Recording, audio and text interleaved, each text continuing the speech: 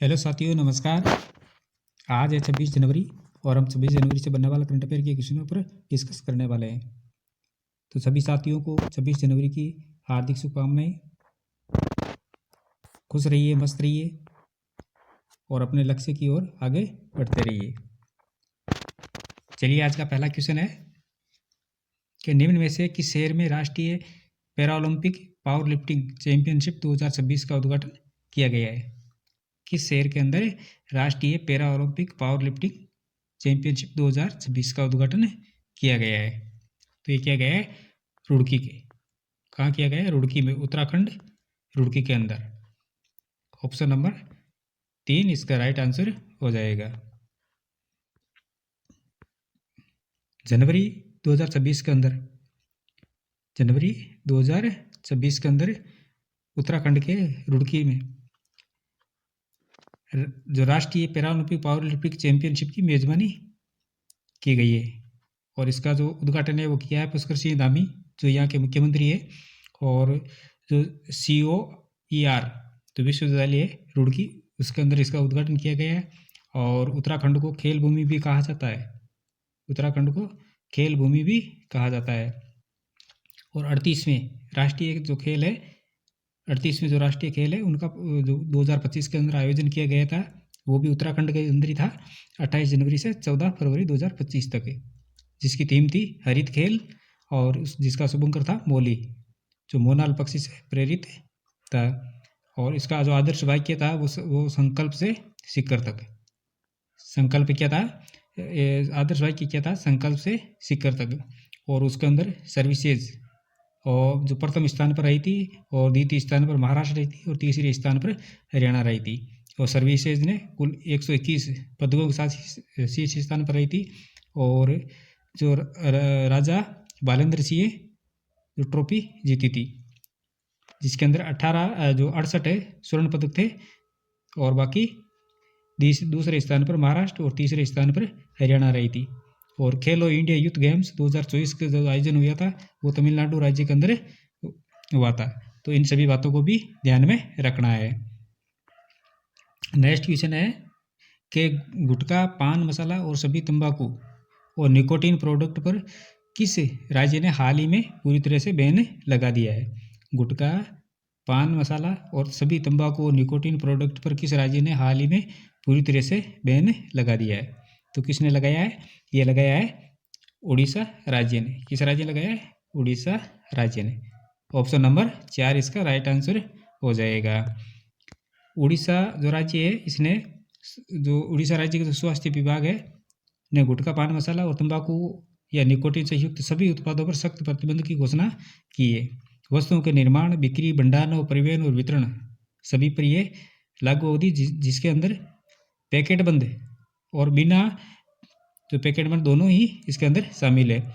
उड़ीसा राज्य ने 2013 के अंदर, उड़ीसा राज्य ने 2013 के अंदर तंबाकू उत्पादों पर बिक्री पर प्रतिबंध लगाया था, लेकिन वो पूरी तरह से नहीं था। और अब इसने पूरी तरह से लगा दिया है। और 1 फरवरी 2026 से केंद्र सरकार तंबाकू और पान मसाला पर अधिक कर लगाएगी।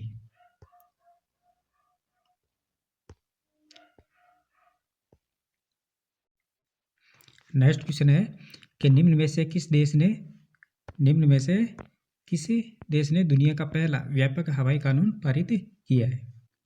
किस देश ने दुनिया का पहला व्यापक हवाई कानून है वो पारित किया है? तो किया है दक्षिणी कोरिया ने। किसने किया है? दक्षिणी कोरिया ने। ऑप्शन नंबर 3 इसका राइट आंसर हो जाएगा।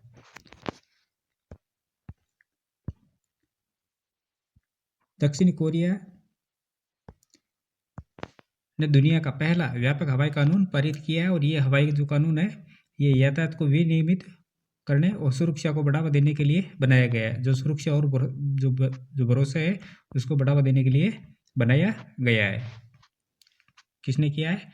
दक्षिणी कोरिया ने दुनिया का पहला व्यापक हवाई कानून पारित किया है, जो हवाई यातायात को विनियमित करने और सुरक्षा को बढ़ावा देने के लिए बनाया गया है। निम्न में से कौन उत्तर प्रदेश का पहला जीरो फ्रेश वेस्ट डंप शहर बन गया है। निम्न में से कौन उत्तर प्रदेश का पहला जीरो फ्रेश वेस्ट डंप शहर बन गया है? तो ये बना है लखनऊ। कौन बन गया है? लखनऊ बन गया है। ऑप्शन नंबर 4 इसका राइट आंसर हो जाएगा। लखनऊ उत्तर प्रदेश का पहला एक जिला है जो zero fresh waste dump city बन गया। इस उपलब्धि को पाने के लिए जिले की ओर से सबसे जो बड़ी मात्रा के अंदर जो कूड़े का जो निस्तारण किया गया है, बड़ी मात्रा के अंदर जो कूड़ा था उसका निस्तारण किया गया है। इसे कचरे के निपटान के लिए एलएमसी और भूमि ग्रीन एनर्जी, एलएमसी और भूमि जो ग्रीन एनर्जी है, इसके द्वारा 700 मीट्रिक टन क्षमता वाले 3 संयंत्र लगाए गए थे और कचरे को 55% और जैविक और 45% अजैविक हिस्सों के अंदर इसको विभाजित करके वैज्ञानिक तरीकों से निपटाया गया है। और इसके अंदर जो सीवरी सॉलिड वेस्ट मैनेजमेंट प्लांट है उसको शुरू करके ये निस्तारण किया गया है। तो उत्तर प्रदेश का जो लखनऊ जिला है जो zero fresh waste dump city बना है।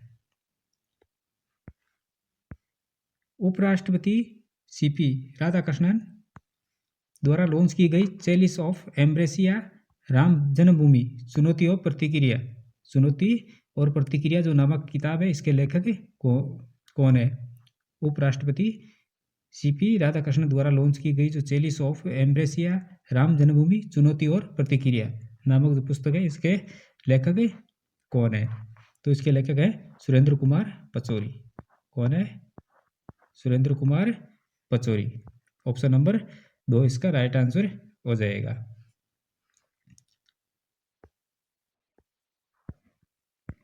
बीस जनवरी 2026 को उपराष्ट्रपति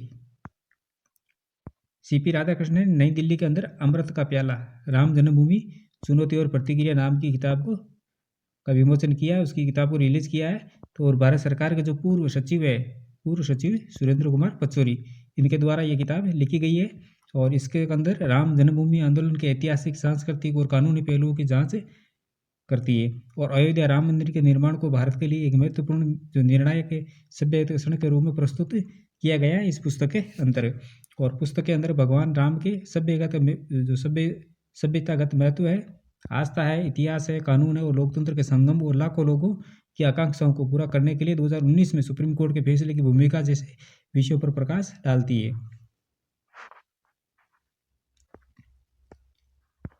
नेक्स्ट क्वेश्चन है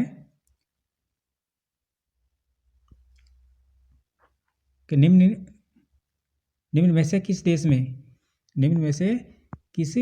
में दुनिया के सबसे बड़े इंटरनेशनल थिएटर फेस्टिवल का आयोजन किया जाएगा?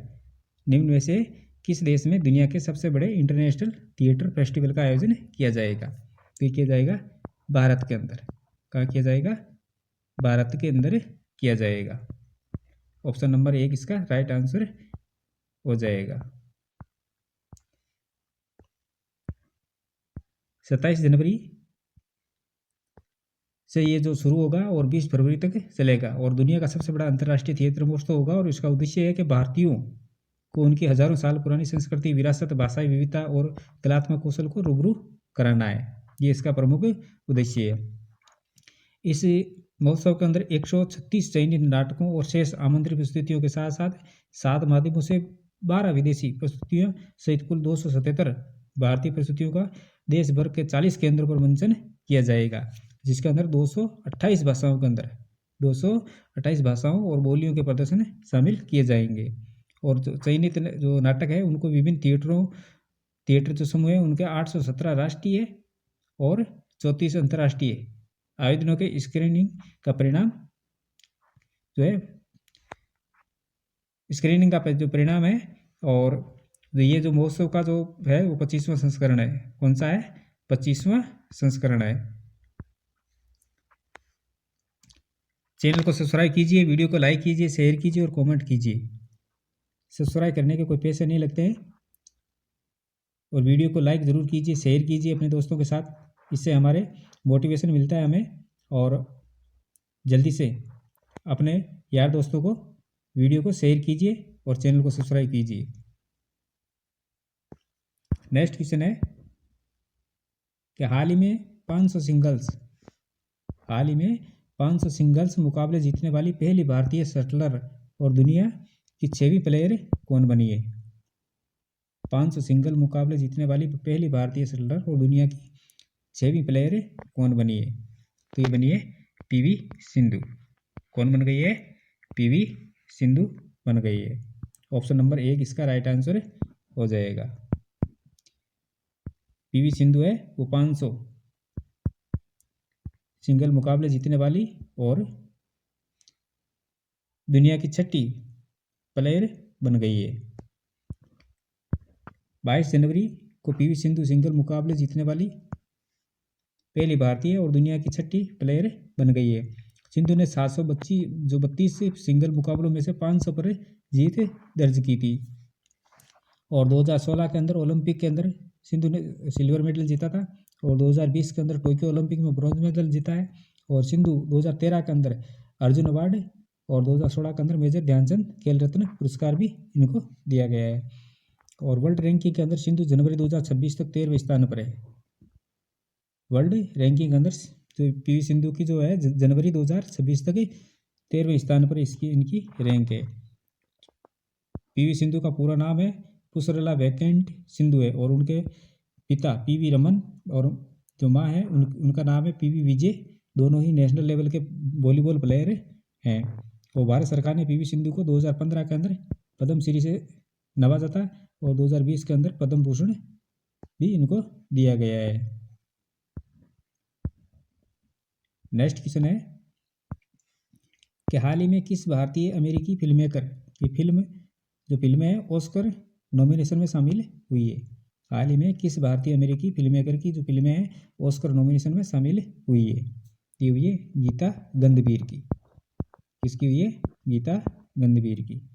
ऑप्शन नंबर 2 इसका राइट आंसर हो जाएगा।